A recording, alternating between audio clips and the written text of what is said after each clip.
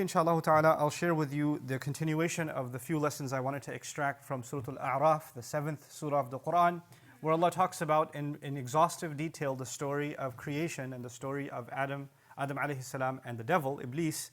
And what I wanted to highlight today, after speaking about arrogance and jealousy last time, is actually when Allah Azza wa Jal asked him, or actually commanded him to be expelled. He's lost his rank, he's going to be pushed out from the closeness of Allah. At that point, he responds to Allah. And as I get to that response of the devil, I wanted to first explain to you why the word shaitan is important to understand. It has a non-Arabic origin also, but in the Arabic language, it is argued to be from one of two origins. It's shait or shatan. There's two possible origins of the word. And the word shatan in Arabic actually means taba'ada. It means someone that goes far, far away. Someone who's very far and very long distance away. It's actually the same reason why the word shatan is used in Arabic for a very long, extensive rope. So a super long rope is actually called al-hablul mumtad, is actually also called a shatan. And from it you get the word shaitan. The other side of it, actually, the origin of the word shait, it actually means someone who is engulfed in flames because of anger. Meaning someone who's fired, literally in many languages, you use the idea of, man, he was fired up, or he was on fire. Or man, they said, what you said set me ablaze, or my heart is on fire. The idea of fire being associated, or being ablaze, being associated with anger, or hatred, or spite, that he's set on fire because of his spite. And some have tried to combine both of these meanings, suggesting that he's gone too far in his hate. And anytime there's any opportunity for him to get closer and reduce that hate, he keeps pushing it away and keeps going further and further away. And as a matter of fact, that's part of what he does for us. His job is actually to take something that isn't a good quality that we have inside of ourselves. First of all, he wants to set that quality on fire, excite that quality, serve as a catalyst. He can't make us do bad things, but there is a potential dangerous ingredients inside the human being already. He can encourage you to be careless with those ingredients and start a fire. And once you do, then he wants you to keep going and going and going. يُرِيدُ الشَّيْطَانُ أَن تُضِلُّوا ضَلَالًا بَعِيدًا, Quran says. Shaitan wants that you go misguided far, far, far away. Just like he himself. He wants you to keep going and keep going and keep going. And not turn back. And he will, inshallah, we'll see how he does that. How is he successful in messing people up and making sure they stay messed up? So his response to Allah, when Allah tells him to leave, is أَنظِرْنِي إِلَى يَوْمِ يُبْعَثُونَ. Give me extra time, and it's not a lot of time. نَظَّرَ would be to give a lot of time, أَنظَرَ would be to give not too much time. I'm not asking for too much time until the day when they are resurrected. Meaning, don't punish me right away, just give me some ability from even now until the day they're resurrected. And in the mind of shaitan, that's not a long time. In the mind of shaitan, who's actually been in the company of Allah, been in the company of the angels, he actually understands that from the time that this conversation happens until Judgment Day is not a very long time. And actually what he spins to all of us is, you got time. You got all the time in the world. You don't have to change right now. Ramadan's not for a few months. You're good, So in your head and in my head, we feel like we've got very long. And even if death is near, then so what? The day of judgment, God knows when that's going to come. إِنَّهُمْ يَرَوْنَهُ بَعِيدًا وَنَرَاهُ قَرِيبًا. They see it as something very far away. Why do you have to worry about it right now? So that's one thing that we get from it. The other thing that's on a side note, it's not really part of what I want to give you in the khutbah, but on a side note, some people ask the question, and even recently I was asked, Shaitan is someone Allah kicked out, someone Allah rejected. And yet later on in the story you learn that he was able to whisper to Adam and our mother, who were still in heaven. So how is he able to whisper to them while he's kicked out of heaven and they're still in heaven? And possibly the answer to that is actually this ability Allah gave him. First of all, he stays at a distance. He's part of the meaning of his word. He stays at a distance. But Allah gave him the ability to have his whisper reach us anyway. And that's not so hard for us to imagine today, right? People are very far away from us and their voice reaches us by means that would, in any other century of world history, would be considered magic. I can see my mother from across the ocean. That's, in any other day and age, that would be called magic. Today it's just an iPhone. Or today it's just a video call, right? It's just a Skype call. So, but the idea that he can reach from a distance and can that Allah allowed him to have. until the day of resurrection. So, أَنظِرْنِي إِلَى يَوْمِ يُبْعَثُونَ, and Allah immediately responded, قَالَ إِنَّكَ مِنَ الْمُنظَرِينَ. Fine, you are among those who've been given some time. I'll let you have some free space, from some free roam to operate within that space. The other thing here is, why did he ask for time? He knows punishment is coming, and he knows it's not that far away. What's he hoping to gain? He knows for a fact he will not avoid Allah's punishment. He knows for a fact that he's been rejected. There is no success for him at the end of all of this. There is no saving himself. There is no asking for forgiveness. He's given up on all of those things. He's gone far away from all of those things. He's made up his mind. So what's he going to accomplish? In his mind, so long as I can prove to Allah that I'm not the only failure. I'm a failure, sure. But my success will be if I can prove that they're also a failure. Aha, see, you think I'm a loser? They're losers too. And I'll prove it to you. Just give me time. This is his success. In his head, that's a goal. And you know what? That's a goal like a virus that he infects other people with. There are some people in whose life the only thing is, I don't care if I accomplish or not. I just want to make sure this one doesn't accomplish. I just make sure this one doesn't get. This is exactly what happened later on in this surah, in the story of Habil and Qabil. They both offered a sacrifice. One sacrifice was accepted and the other says, well, how was his accepted? I don't care if mine was accepted or not. I can't have him be successful. That bothers me. You know, jealousy even between human beings. Jealousy between siblings, between loved ones, between spouses, between parents. I've even met children that have said to me, you know, I don't like my parents. Why don't you like my parents? Because they love each other so much, it bothers me. Really? That bothers you? Yeah, because I know I'm never going to have anything like that. It just makes me jealous. Whoa, that's heavy. I mean, it sounds weird and funny, but it's actually pretty heavy. That a person can actually feel that. Shaitan can make you want something. Even if you're not going to have it, I wish they didn't have it. So long as they're miserable, I just want to make sure they're miserable, then I'll be happy. There are some people who might just be, you know, they're okay so long as they don't hear from you. But if they find out that you're happy, if they find out that you were smiling, it really bothers them. Like, why is he happy? What just happened? I thought he disappeared. I thought she was miserable. And now I see this picture somewhere, or I see this video somewhere, or I heard from somewhere that they were happy. Huh? What is this? And then the thought of, how did they get away with it? How are they smiling again? It just eats away at them. They can't get it out of their head. You know? This is from the devil himself. The devil can't see us succeed. And so he tells Allah, give me time and I'll prove my case. But then what he said, it's so loaded that it's not going to be done in one khutbah. His strategy it's not even a secret. He didn't even hide what he's going to do and how he's going to do it. He actually laid it all out. And Allah laid it all out for us, because part of guidance, part of knowing the road is knowing the dangers on the road. So know your enemy, right? So you can't Allah didn't just give us directions. Here's how you get to heaven. Well, here are all the obstacles on your way to heaven. Here's all the obstacles that will keep you from succeeding. And here's your enemy waiting for you. So he says to Allah, قَالَ فَبِمَا أَغْوَيْتَنِي. And it is only because you made me turn the wrong way. This is what he says to Allah. It is only because you made me turn the wrong way. Who does he blame? Allah. This was your scheme. This was your plan. You knew it would bother me that Adam is made from dirt, and you messed, because you're all-knowing, you messed with me anyway, and you made me sin. It's your fault, not my fault. You got me into this. You did this to me. You just don't like me. You have it out against me. You're the one who cursed me. You're the one who doesn't want me to be forgiven. And because you did this to me, I'm going to do this to these human beings that you love so much. So the first part of that is blaming Allah. And because in his response, you know, you could see, first he refused to do sajda. That was a distance away from Allah. Then he took another step and he said, well, I'm better.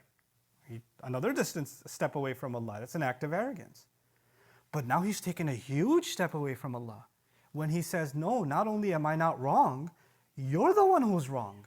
You're the one who did wrong to me. Now he's blaming Allah. He's taking even another step. Guess what he's going to do with humanity? He's going to come to each one of us, and first he's going to make us disobey Allah. And then we all disobey Allah at some point. We're not perfect. We're going to make mistakes. thing, but then maybe one time you make a mistake, you feel bad, you ask Allah to forgive, you repent, you cry, you feel guilt inside you. That just makes you human, and that makes you like Adam alayhi salam. But he comes and makes you sin again, and convinces you to sin again, convinces you to sin again. And the next time, he adds another worse step that takes you, it's way worse than the sin. Sin is bad, but something way worse is when you start justifying it. It's way worse when you start giving a logical explanation for why you sinned. Well, I was under a lot of pressure, or I did this, or I had this reason or that reason. You don't understand what I was going through. I was really upset at the time. I have my reasons. When you start doing that, you're being like the devil. He's taking another step away. Taba'ada, shatana. Another step away from Allah. But the worst of it all is someone keeps going down a road of sin, and then when you say, why are you going down this road? You say, Allah wants it this way. If Allah wanted, I would have been a better person. I don't even know why He hates me so much. God just doesn't like me. What has He done for me? And you find people that have now drowned themselves in sin, now speaking about Allah in that way, exactly the step-by-step procedure Shaitan took to take another step, before he's an infinite number of miles away from Allah. This is taba'ada. And all of this out of his rage. Fueled by the fuel of this vehicle is his rage. So he will want that for humanity. And so he says now to Allah, you're the reason. You're the cause. And you know what? Not only do I want to get away from this, from my road to Allah, but he says, لَأَقْعُدَنَّ عَلَى صِرَاطِكَ الْمُسْتَقِيمِ. He promises to Allah, لَأَقْعُدَنَّ لَهُمْ صِرَاطَكَ الْمُسْتَقِيمِ. I promise to you, and I swear to you, and I swear to you, and I swear to you. This is called lam al-tawqeed and nun thaqila in grammar. What that means is, it's really hard to translate in English. An easy English translation would be, I will sit waiting for them. That would be an easy English translation. But qu'ud actually means to sit somewhere waiting in ambush for an enemy. Qu'ud and a maq'ad in Arabic is where you sit waiting to ambush your enemy. You know how cops sometimes pull in behind the bushes on the highway, waiting for you to speed? That's qu'ud. That's actually qu'ud, okay? وَقْعُدُوا لَهُمْ كُلَّ مَقْعَدْ, Quran says. كُلَّ مَرْصَدْ actually. A place of ambush. But anyway, the idea of qu'ud is to sit somewhere a long time. And qu'ud is different from julus. If I sat on this chair and got up, that's julus. But if I was in qu'ud, I would take my time. So he's got all the time in the world. If you're not messing up, he's okay. He's like, oh, I'll get you eventually. I'm waiting. He's studying you. إِنَّهُمْ يَرَوْنَكُمْ هُوَ وَقَبِيلُهُ مِنْ حَيْثُ لَا تَرَوْنَهُمْ. He and his minions are constantly watching you, surveying you from places you can't imagine. They're studying your behavior. They're looking at how you respond to things. They look at what upsets you, what makes you happy, what makes you slip, and then they use that against you. You're literally the psychological subjects of these devils. And so he promises Allah the strangest promise. He says, I will sit, I will wait for them, I will wait there for them. I swear to you, I will wait, and I will wait. Where? On your path that is straight. On your straight path. Sometimes people ask the question, I understand when disbelievers mess up. I understand when people who don't believe in God are drinking and clubbing and adultery and all this other stuff. I get it. But I don't understand why people that look religious, act religious, talk religious, they know Quran, they've memorized, they're wearing hijabs, they just came from Hajj, and look at what they're doing. Look at how they're talking. Look at how they're behaving. These are supposed to be good people, and look at how they're messing up. Guess who he comes after more than anyone else? He's bothered by people that are on this path. And he waits to attack you. And when he fails, he moves down 1 mile and says, okay, when you pass this mile marker, maybe I'll get you then. And when you make him fail again, he moves ahead and waits for you again. And you keep going down this path, and he will come at you and come at you and come at you. You know, people that haven't changed for Allah, people that are still in sin, they look at someone who's trying to change and say, you're a good person. You know, Allah made it easy for you. Allah didn't make it easy for anyone. The devil comes to everyone. It doesn't matter if you're praying 5 times a day. It doesn't matter if you're in tahajjud every single night. It doesn't matter if you do hajj every single year. It doesn't matter if you recited the entire Quran and you recite it over and over and over again. That will never make you immune from the devil waiting for you and coming at you and coming at you. And He doesn't attack people the same way. When you study your enemy, in sports, for example, what they do with teams, right? Before they have a match with a team, they study the strategy for that team. And the coach tells them, this is how we're going to do our offense, this is how we're going to do our defense against this team. They study their opponent very, very well. So the gameplay of a team is not the same depending on the opponent. Even in one-on-one sports like tennis and things like that, you get coached, this is how you handle this opponent, this is how you handle their serve, this is how you respond. This is exactly what the devil does. His attack is not the same for me as it is for you. He's not going to attack you the same way he attacks me. He will study you. Find out your weaknesses and come at you from your weaknesses. He'll study me, find out my weaknesses, come at me from my weaknesses. And he knows that Allah has given him that time where he can just sit back and just watch and study and observe, and then come and suggest, and then come and give whispers. And that too, all of it on Allah's straight path. So you know what we're learning? That the hardest thing to do is to actually take one step towards Allah. So the hardest thing to do. Not make 1,000,000 miles of progress. One step towards Allah. Because when you're about to take that one step, He goes, wait. You were my friend. Because when you're going in the other direction, you're the devil's friend. But if you turn towards Allah, you just became His enemy. You're the reason He got kicked out. He wants to prove that everybody can be His friend in hell. So when you turn around even a little bit, and you take even one step, the devil will come at you in every single possible way he can to dissuade you from turning back. I've even met people that say, everything is going smooth in my life until I start praying. When I start praying, problems start happening. All of a sudden my friends are mad at me.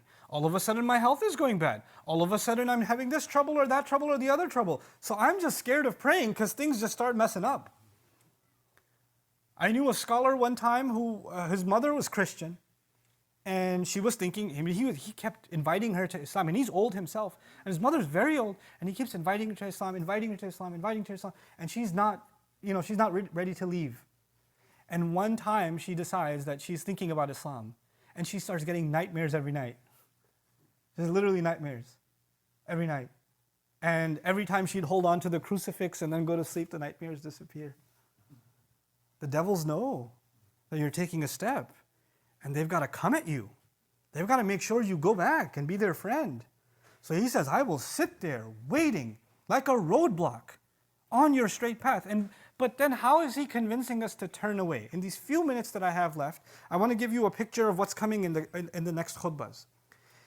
He says to Allah, ثُمَّ لَآتِيَنَّهُمْ مِنْ بَيْنِ أَيْدِيهِمْ وَمِنْ خَلْفِهِمْ وَعَنْ أَيْمَانِهِمْ وَعَنْ شَمَائِلِهِمْ. He says, I will attack them from 4 directions. I will attack them from the front, I will attack them from behind, I will attack them from the right, and I will attack them from the left. From the front, from behind, from the right, and from the left. Now, that could just mean I'm going to attack him for all sides. But Allah's words are very precise. Allah's words are very precise. Each one of these is a strategy of the devil. He has a different kind of attack from the front, a different kind of attack from the right, a different kind of attack from the left, a different kind of attack from behind. And so we're going to take our time going through each of these attacks. But before we get into those attacks, I'll just tell you one goal that he has. Each of these attacks, how does he know that his attacks are successful? That's the goal. At least today, that's what I want to inform you of. How will his attack has succeeded? وَلَا تَجِدُ أَكْثَرَهُمْ شَاكِرِينَ. You will not find that most of them are grateful. If he can attack you, and by the end of that attack, you are no longer grateful to Allah. You're no longer grateful. You're pessimistic, and when someone's pessimistic, for example, they're not grateful, because to be grateful, you have to think about the good things. You can't think about bad things and be grateful. That's impossible. You can't say, Alhamdulillah. That's not Alhamdulillah. You have to think of the positive. You have to think of Allah's favors. You can't be grateful if you're in disobedience. How can you be grateful to Allah and show no loyalty to Him? What kind of gratitude is that? If He can figure out some way of making you and me ungrateful, then He's succeeded. You know what we're learning? His biggest problem was arrogance. His biggest problem was arrogance. And Allah is teaching us through these ayat that the biggest solution to arrogance is what? Being grateful. Being grateful. And He knows, so long as they're grateful, I won't get them. So long as they're thinking about my favors to them, Allah's favors to them, I won't get them. So long as they're positive and hopeful, I won't get them. So long as they have a good opinion of Allah, I won't get them. Because obviously we can't be grateful to Allah if we're angry with Allah. You can't be thankful to Him if you have bad thoughts about Him. So if I can just get rid of their gratitude, I've succeeded. And He will try to get rid of it from the front, from the right, from the left, and from the back. And these are the attacks that inshallah ta'ala we're going to try to explore in some detail. What does it mean that the devil is coming at you from the front? What does it mean that he's coming at you from behind? What does it mean that he's coming at you from the right and from the left? And inshallah ta'ala, as we study that, you have to ask yourself, maybe for you, the attack from the front is your problem. Maybe for your friend, the attack from the left is the problem.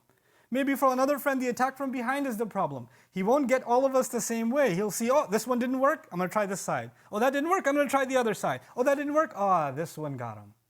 Okay, I'll stick with this one. I'll keep hammering him this way. You understand? This is why we have to study how is it that Shaitan is going to ruin our journey along the straight path. May Allah Azza wa Jal keep us firm and committed to the straight path. Understand something now when you recite the Fatiha, as I leave you, when you recite the Fatiha and you and I say, صِرَاطَ الَّذِينَ أَنْعَمْتَ عَلَيْهِمْ, the path of those you made ease for. One of the meanings of in'am is to make things easy. Taysir. In'am is also taysir. Nu'uma means softness. Allah is the only one. You know, they translate the path of those you blessed. Blessing is, ni'mah is part of the meaning. Nu'uma is also part of the meaning. Actually, the path of those, only you could have made the path easy for them. Because without you, the devil will make sure the path is hard, is impossible.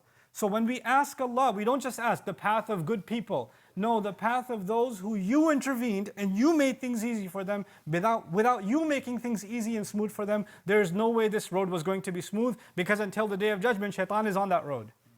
Shaitan and his minions are on that road waiting for you to be attacked. How can a road be easy when you're going to be attacked from every direction? Only when Allah will make that road easy. Only when you will be from those and I will be from those who He describes in the Fatiha, الَّذِينَ أَنْعَمْتَ عَلَيْهِمْ. It gives you a new appreciation of what you say when you stand in the prayer and you say صِرَاطَ الَّذِينَ أَنْعَمْتَ عَلَيْهِمْ. May Allah Azza wa Jal keep us committed to that path and accept our worship and save us from the whispers of the devil. Barakallahu li wa lakum. Assalamu alaikum wa rahmatullahi wa barakatuh.